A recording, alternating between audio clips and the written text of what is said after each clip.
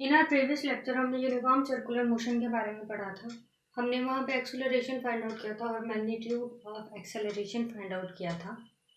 तो आज हमारे पास centripetal acceleration in terms of angular speed है।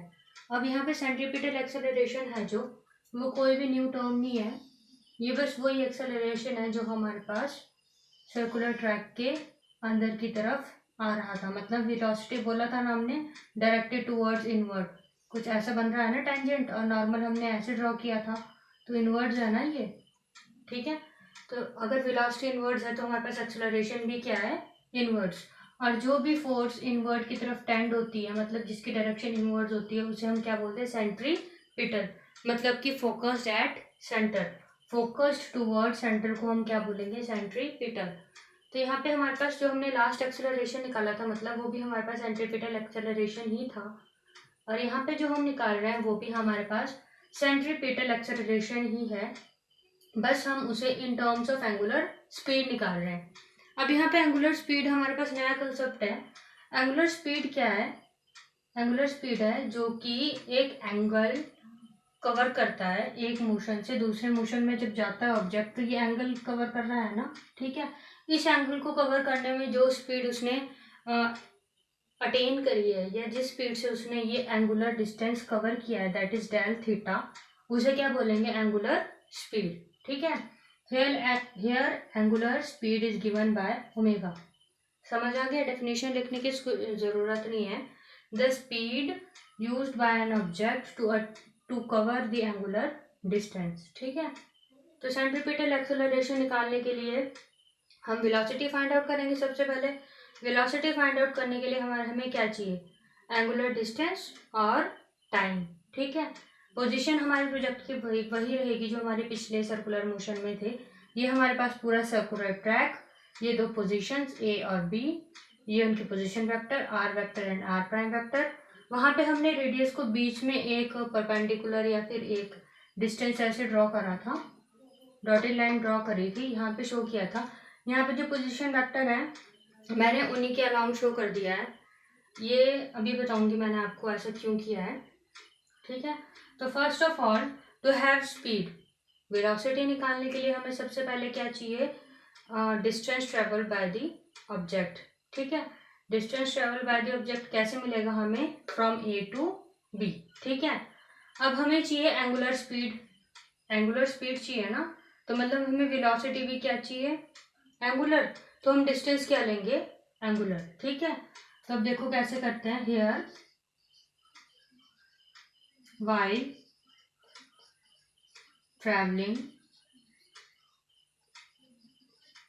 from A to B,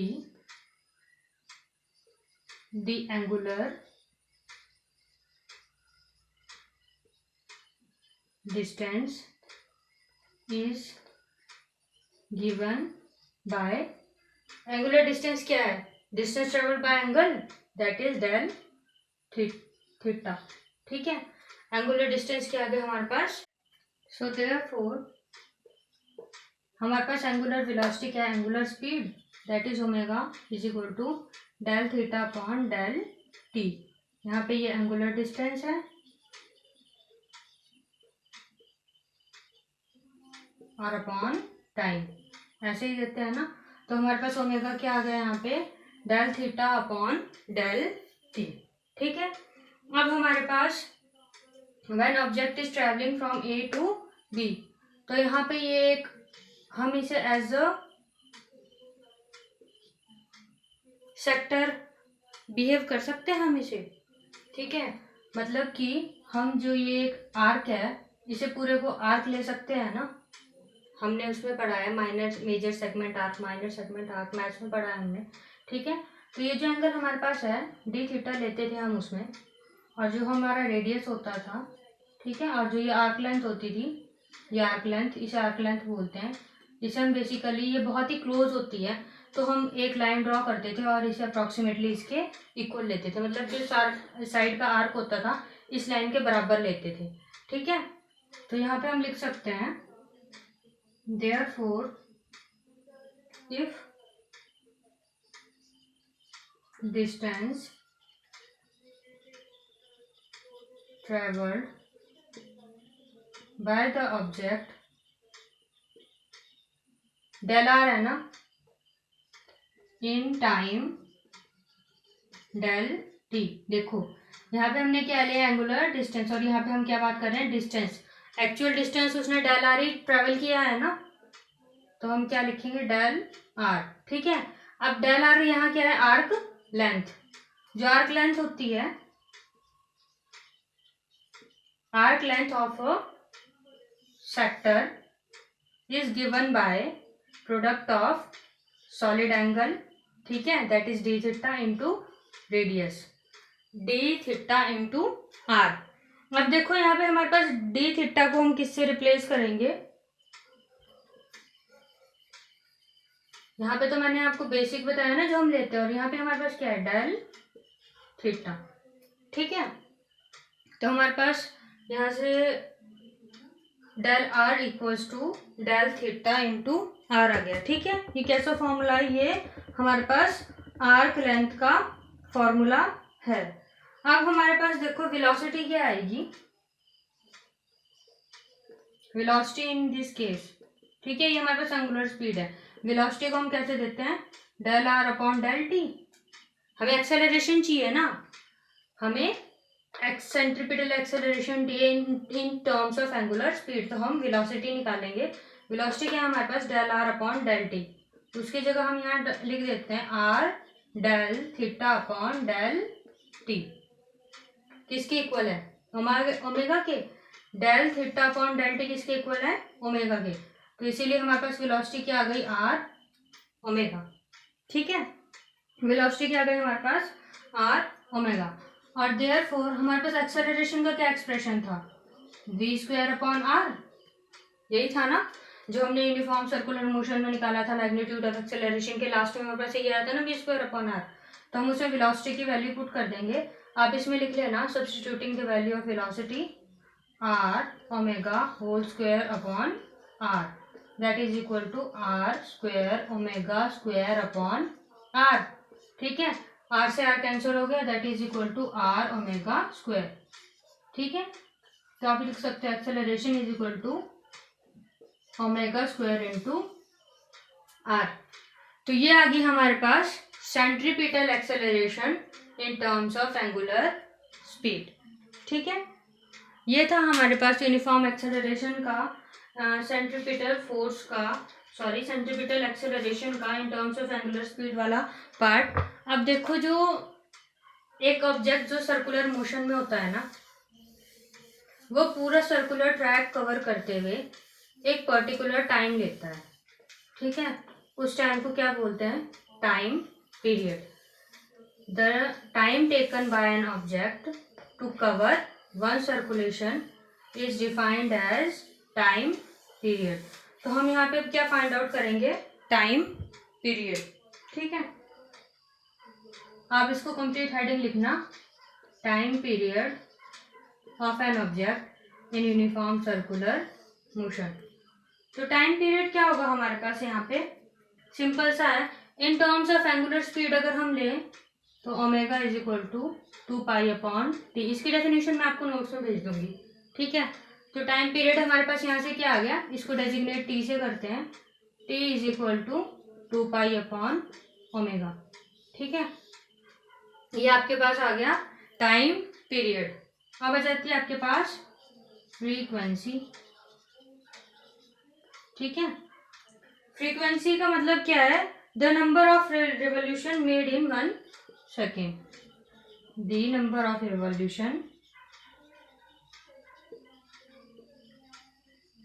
made in 1 second. देखो टाइम पीरियड क्या था, जो उसने पूरा सर्कुलर एक चक्कर लगाने में उसने टाइम लिया था। और फ्रीक्वेंसी क्या है कि वो 1 सेकेंड के अंदर कितने रिवॉल्यूशन ले लेगा। ठीक है, वो आपके पास क्या आ जाएगी, फ्रीक्वेंसी। तो इसे क्या देते हैं, nu is equal to 1 upon time period. Nu इसका सिंबल है, ढंग से लिखना प्लीज, ऐसे और ऐसे। ठीक है, कई बुक्स में इसे ऐसे भी दिया हुआ है, जैसे वेलोसिटी है, वेलोसिटी को सिंपल ऐसे देते हैं, इसे थोड़ा ऐसे घुमा के दे देते हैं। ठीक है, मेरे लिखने का तरीका ऐसा है, आप लोग देख लेना बुक में मैच करके कि आपको कैसे लिखना है। तो न्यू इक्वल्स टू 1/t, ठीक है। टी क्या है आपके पास 2 इंटू ओमेगा, रेसिप्रोकल हो जाएगा ना। तो न्यू क्या in terms of angular speed आप क्या लिख सकते हो, nu is equal to omega upon 2 ठीक है। एक आ गया हमारे पास time period by an object in uniform circular motion. दूसरा आ गया हमारे पास फ्रीक्वेंसी। अब हमारे पास है जो वेलोसिटी और एक्सेलरेशन है, हम इसे इन टर्म्स ऑफ फ्रीक्वेंसी कैसे लिख सकते हैं, ठीक है। तो डिस्टेंस, वेलोसिटी निकालने के लिए हमें डिस्टेंस चाहिए ना सबसे पहले बॉडी का कवर। तो distance covered by an object in 1 revolution, ठीक है। इसमें हम कोई आर्क लेंथ उर्क लेंथ नहीं लेंगे, सिंपल सा। जब पूरे गोले में इधर उधर घूमेगा तो क्या लेंगे, सर्कमफ्रेंस ऑफ सर्कल, पेरीमीटर लेंगे ना। सर्कल की पेरीमीटर को क्या बोलते हैं, सर्कमफ्रेंस। तो सर्कमफ्रेंस क्या होती है सर्कल की 2πr, ठीक है। तो यहाँ पे हम वेलोसिटी क्या आ जाएगी हमारी 2πr। अब देखो एक राउंड कवर करने के लिए एक राउंड ही कवर कर पाएगा ना वो 2πr में, एक चक्कर में तो वो इतना ही डिस्टेंस कवर कर सकता है। तो एक चक्कर में लगे हुए टाइम को क्या बोलते हैं, टाइम पीरियड। तो 2πr अपॉन t, ठीक है। अब यहाँ हम t की वैल्यू पुट कर देंगे, वो क्या आ जाएगी हमारे पास 2πr। r स्मॉल नहीं आएगा यहाँ पे, r कैपिटल आएगा क्योंकि हमने रेडियस किसमें लिया है, कैपिटल में। 2πr अपॉन t, ठीक है। यहाँ पे हमारे पास टाइम पीरियड क्या है 2π इंटू ओमेगा अपॉन 2π, ठीक है। ओमेगा क्या है हमारे पास यहाँ पे, ओमेगा की वैल्यू क्या है, आर भी तो हमारे पास है, ये और भी है ना, ओमेगा डॉट आर। अब ओमेगा की वैल्यू हमारे पास पिछले डेरिवेशन में क्या आई हुई है,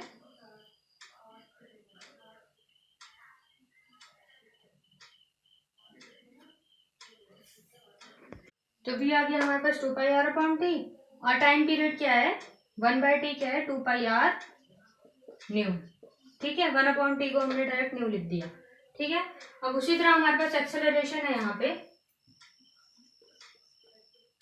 एक्सेलरेशन को क्या लेंगे हम v² अपॉन r, सिंपल। तो ये क्या आ जाएगा हमारे पास 2πr nu whole square upon r, ठीक है। r के स्क्वायर से r कैंसिल हो जाएगा, 2π, 2 का स्क्वायर क्या आएगा 4 पाई स्क्वायर, r के एक स्क्वायर से r कैंसिल हो जाएगा, r न्यू स्क्वायर, ठीक है। ये आ गया हमारे पास velocity and acceleration in terms of frequency. अगर आपको एंगुलर स्पीड के टर्म्स में निकालना हो ना तो फ्रीक्वेंसी की जगह आपने क्या पुट कर देना ओमेगा अपॉन 2π। तो आपके पास क्या आ जाएगा velocity and acceleration in terms of angular speed. तो इसी डेरिवेशन के साथ यूनिफॉर्म सर्कुलर मोशन आपका कंप्लीट हो जाता है और चैप्टर 4 भी आपका कंप्लीट हो जाता है। नेक्स्ट लेक्चर में मैं कोशिश करूँगी कि कुछ न्यूमेरिकल्स आपके साथ डिस्कस करूँ, इफ़ पॉसिबल हुआ, ज़्यादा लेंथी न्यूमेरिकल ना हुए तो। Thank you, this is all for today.